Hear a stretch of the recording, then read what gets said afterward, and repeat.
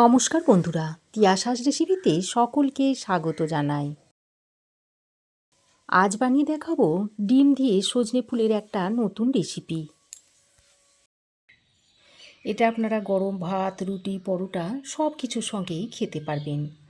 আর বানানো তো খুবই সহজ, দেখলে যে কেউ বানিয়ে নিতে পারবে। আর ঘরে থাকা সামান্য কয়েকটা উপকরণ দিয়ে রেসিপিটা তৈরি করে নিতে পারবেন। তাহলে চলুন রেসিপিটা দেখে নেওয়া যাক।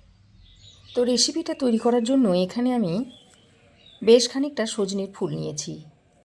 সজনের ফুলগুলোকে খুব ভালো করে বেছে পরিষ্কার করে নিয়েছি। এই সজনের ফুলগুলোকে আমি পরিষ্কার জল দিয়ে ৩-৪ বার ভালো করে ধুয়ে নিয়েছি। এবার আমি এটাকে এক সাইডে সরিয়ে রেখে একটা বড় পাত্র নিয়ে নিচ্ছি। তারপর এই বড় পাত্রের মধ্যে উষ্ণ গরম জল দিয়ে দিচ্ছি। এই উষ্ণ গরম জলের মধ্যে 1 চামচ মতো নুন দিয়ে দিয়েছি। তারপর নুনটাকে জলের সঙ্গে ভালো করে মিশিয়ে নিচ্ছি। এবার এই যে সজনের ফুলটাকে ধুয়ে রেখে দিয়েছিলাম, সেই সজনের ফুলটা এই গরম জলের মধ্যে দিয়ে দিচ্ছি। ঝরা ফুল তো, তাই যাতে জীবাণুমুক্ত হয় সেই জন্য গরম নুন জলের মধ্যে আমি ফুলগুলোকে ডুবিয়ে দিচ্ছি। তবে এই সজনের ফুলগুলোকে আপনারা ঠান্ডা নুন জলে ভিজিয়ে রাখতে পারেন। তো এইভাবে ভিজিয়ে 5 মিনিট মতো রেখে দিচ্ছি। তো দেখুন বন্ধুরা, 5 মিনিট গরম জলে ভিজিয়ে রাখার পর এই ফুলগুলোকে আমি ছেঁকে একটা পাত্রের মধ্যে তুলে নিচ্ছি।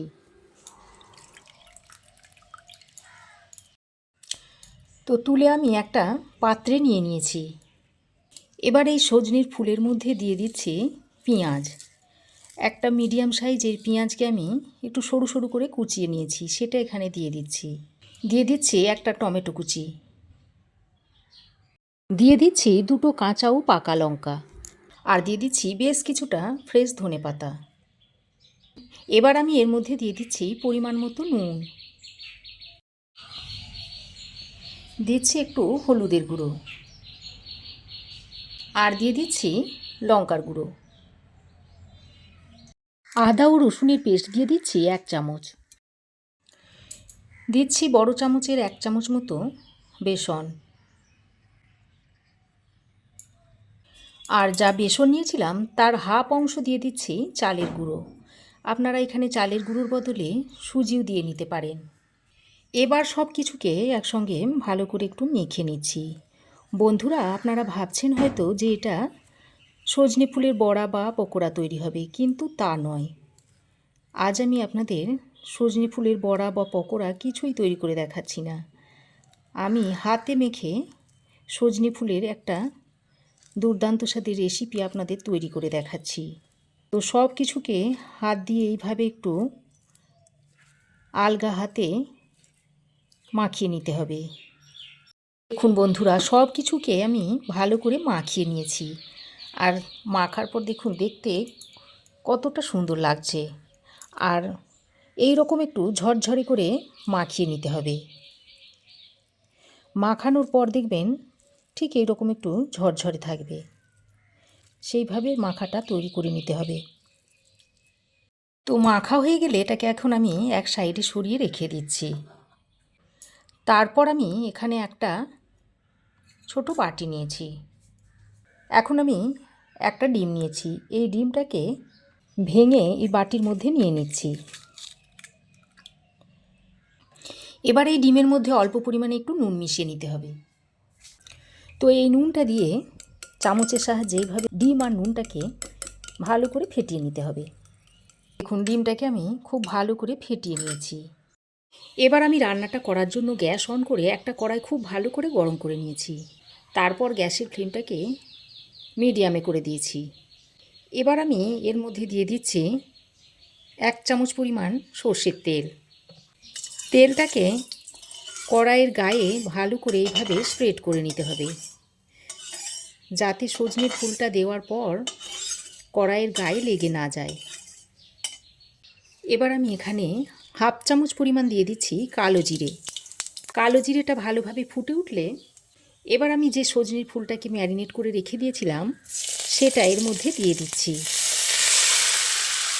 তারপর তেলের সঙ্গে এইভাবে নেড়ে চেড়ে দিচ্ছি।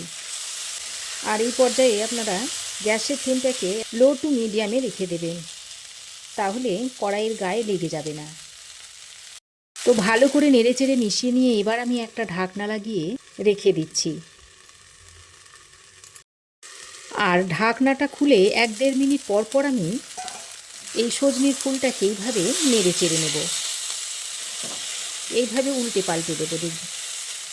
দেখুন নিচের অংশটা কালার এসে যাচ্ছে, এইভাবে ভেজে নিতে হবে। আবারও আমি ঢাকা দিয়ে রেখে দিচ্ছি। তো বন্ধুরা, ঢাকা দিয়ে আমি এইভাবে 3-4 বার নাড়াচাড়া করে নিয়েছি। আর দেখুন বেশ অনেকটাই ভাজা ভাজা হয়ে গেছে। আর এই ঢাকা দিয়ে ভাজার ফলে সজনের ফুলটা ভালোভাবে সেদ্ধও হয়ে গেছে, দেখে নিশ্চয়ই বুঝতে পারছি। ঢাকা ছাড়াই আমি এইভাবে আরও 2-1 বার নেড়ে চেড়ে ভেজে নিচ্ছি। বন্ধুরা, এইভাবে সজনে ফুলের রেসিপিটা তৈরি করে আপনারা গরম গরম রুটি, ভাত সব কিছুর সঙ্গেই খেতে পারবেন। খেতে খুবই ভালো লাগে। একবার আপনারা তৈরি করে খেয়ে দেখবেন, খেতে বেশ ভালোই লাগবে। বেসন আর চালের গুঁড়োটা দেওয়ার কারণে এইভাবে একটু গায়ে গায়ে লেগে লেগে যাবে, তাই এইভাবে এরকম একটু ছাড়িয়ে ছাড়িয়ে দিতে হবে। এইভাবে নাড়াচাড়া করতে করতে এক সময় দেখবেন যে সজনের ফুলটা পুরোটাই ভাজা হয়ে গেছে, একটুও কাঁচা নেই। এইভাবে জাস্ট উল্টে পাল্টে দিতে হবে।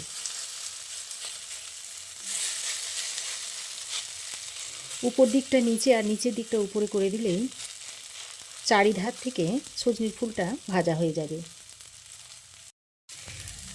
প্রায় 3-4 মিনিট মতো আমি সজনের ফুলটাকে ভেজে নিয়েছি। এবার এটাকে এক সাইডে সরিয়ে রেখে দিচ্ছি। তারপর এর মধ্যে সামান্য পরিমাণে একটু সর্ষের তেল দিয়ে দিচ্ছি। তারপর যে ডিমটাকে ফেটিয়ে রেখে দিয়েছিলাম সেটাকে আরও একবার ভালো করে মিশিয়ে নিয়ে এখানে দিয়ে দিচ্ছি। এবার এই ডিমটাকে তেলের সঙ্গে ভালো করে ভেজে নিতে হবে। ভেজে একটা ভুজিয়ার মতো তৈরি করে নিতে হবে। তারপর এটাকে এই সজনে ফুলের সঙ্গে আবারও ভালো করে নেড়ে চেড়ে মিশিয়ে নিচ্ছি। বন্ধুরা, সজনে ফুলের রেসিপি তো আপনারা অনেকভাবেই খেয়েছেন। এইভাবে একবার তৈরি করে খেয়ে দেখতে পারেন। ভাত, রুটি, পরোটা সব কিছুর সঙ্গে এটা খেতে দুর্দান্ত লাগে। এবার আমি স্বাদটাকে ব্যালেন্স করবার জন্য অল্প সামান্য পরিমাণে একটু চিনি দিয়ে দিচ্ছি। চিনিটা দিয়ে আবারও সব কিছুকে একসঙ্গে ভালো করে মিশিয়ে নিচ্ছি। একদম নতুন একটা রেসিপি, আর তৈরি করা খুবই সহজ। দেখলে যে কেউ তৈরি করে নিতে পারবেন। হালকা আঁচে এইভাবে নেড়ে চেড়ে মিশিয়ে নিলেই একেবারে ঝরঝরে হয়ে যাবে। তো দেখুন রেসিপিটা একদম রেডি হয়ে গেছে সার্ভ করার জন্য। কড়াইয়ের গায়ে একটুও লেগে নেই, আর কতটা ঝরঝরে হয়েছে দেখুন।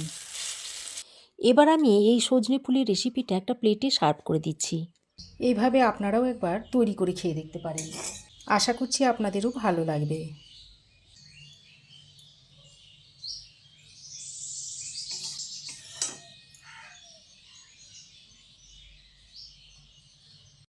তো বন্ধুরা, আমার এই আজকের ডিম দিয়ে সজনে ফুলের দুর্দান্ত স্বাদের রেসিপি আপনাদের কেমন লেগেছে অবশ্যই একটা কমেন্ট করে জানাবেন।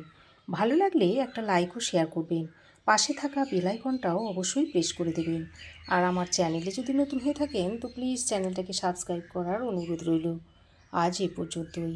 আবার দেখা হবে নতুন কোনো রেসিপি নিয়ে নেক্সট এপিসোডে। সে পর্যন্ত ভালো থাকবেন, সুস্থ থাকবেন। ধন্যবাদ।